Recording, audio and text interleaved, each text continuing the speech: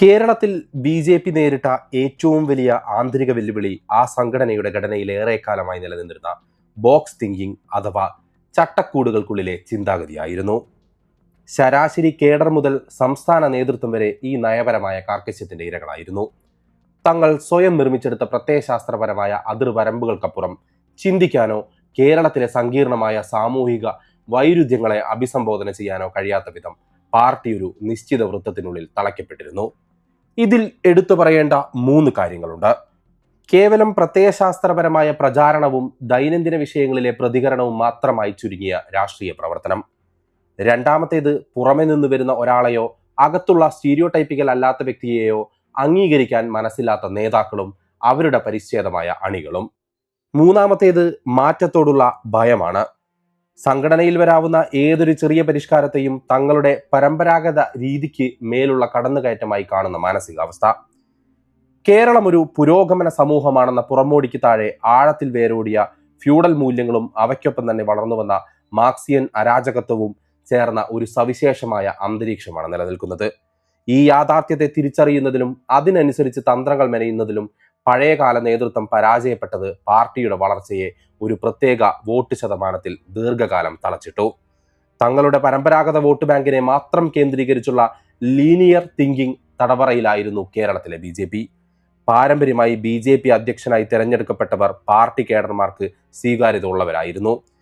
പക്ഷേ അവർ പലപ്പോഴും ജനപിന്തുണയുള്ള ജനകീയ നേതാക്കളോ കേരളത്തിലെ ഉപരിവർഗത്തെയോ അല്ലെങ്കിൽ പുരോഗതി ആഗ്രഹിക്കുന്ന അഭ്യസ്തവിദ്യരായ മധ്യവർഗത്തെയോ സ്വാധീനിക്കാൻ തക്കവണ്ണം കരുത്തുറ്റവരായിരുന്നില്ല. ഈ ഒരു സാഹചര്യത്തിലാണ് രാജീവ് ചന്ദ്രശേഖർ ബി.ജെ.പി. സംസ്ഥാന അധ്യക്ഷനായത്. അദ്ദേഹത്തിന്റെ സാന്നിധ്യമോ സ്വാധീനമോ അല്ലെങ്കിൽ ബി.ജെ.പിക്ക് വൈകി വന്ന വിവേകമോ കൊണ്ടാവണം കേരള ഘടകത്തിന്റെ പ്രവർത്തന ശൈലിയിൽ പ്രകടമായ പ്രൊഫഷണലിസം ദൃശ്യമായി തുടങ്ങി. സാധാരണ രാഷ്ട്രീയക്കാർ പുലർത്തുന്ന വാഗ്ദാനങ്ങൾക്കപ്പുറം ഡാറ്റയും കൃത്യമായ പ്ലാനിങ്ങും അടിസ്ഥാനമാക്കിയുള്ള പ്രവർത്തന രീതി. പണ്ട് ബി.ജെ.പിക്ക് അയിത്തം കൽപ്പിച്ചിരുന്ന ക്രൈസ്തവ വിഭാഗങ്ങളും പ്രൊഫഷണലുകളും മറ്റും രാജീവ് ചന്ദ്രശേഖറിൽ പ്രതീക്ഷയർപ്പിക്കുന്നത് കേരള രാഷ്ട്രീയത്തിലെ വലിയൊരു മാറ്റത്തിന്റെ തുടക്കമാണെന്ന് കരുതേണ്ടി വരും. രാഷ്ട്രീയത്തെ വികസനവുമായും സാങ്കേതിക വിദ്യയുമായും ബന്ധിപ്പിക്കാൻ അദ്ദേഹത്തിന് സാധിക്കുന്നുണ്ട്. വെള്ളാപ്പള്ളി നടേശൻ, സുകുമാരൻ നായർ തുടങ്ങി സമദൂരം പാലിച്ച പലരുടെയും ദൂരം കുറയ്ക്കാൻ ഈ കോർപ്പറേറ്റ് എലീറ്റിന് കഴിയുന്നുണ്ട് എന്നുള്ളതാണ് റിയാലിറ്റി. കേവലം രാഷ്ട്രീയ സഖ്യങ്ങൾക്കപ്പുറം വികസനത്തിന് മുൻഗണന നൽകുന്ന കിഴക്കമ്പലം 2020 പോലെയുള്ള പ്രസ്ഥാനങ്ങളെ ബി.ജെ.പിയുമായി അടുപ്പിച്ചത് ഈ ഒരു പുത്തൻ സമീപനമാണ്. ഇന്ന് കേരളത്തിലെ 40 മണ്ഡലങ്ങളിൽ ബി.ജെ.പി. ഒരു നിർണായക ശക്തിയാണ്.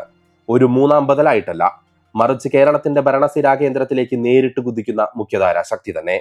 ഒരൊറ്റ ജില്ല കയ്യിൽ വെച്ചുകൊണ്ട് മുസ്ലിം ലീഗിന് കേരളം ഭരണം വ്യാമോഹിക്കാൻ പറ്റുമെങ്കിൽ 2020 പോലെയുള്ള കരുത്തുറ്റ സഖ്യങ്ങളെയും അടുക്കുന്ന സമുദായങ്ങളെയും അകമ്പടിയോടെ 70ഓളം നിയമസഭാ സീറ്റുകൾ കയ്യിലൊതുക്കി കേരള ഭരണമെന്നത് ബി.ജെ.പിക്ക് തിരുവനന്തപുരം കോർപ്പറേഷൻ പോലെ പ്രാപ്യമായ സംഗതി തന്നെയായി മാറുകയാണ്.